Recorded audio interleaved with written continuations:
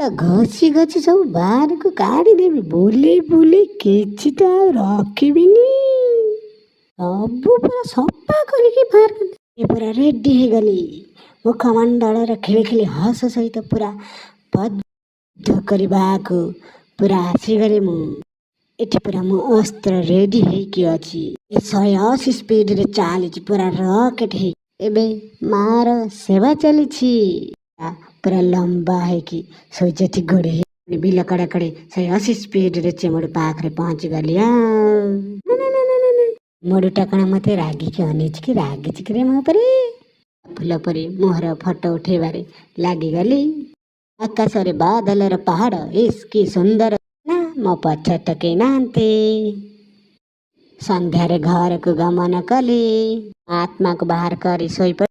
ମନ ଦୁଃଖ କରିବନି, ଭଲ କି ଲାଇକ୍ ସବସ୍କ୍ରାଇବ କରିଦିଅନ୍ତୁ ସାଙ୍ଗମାନେ।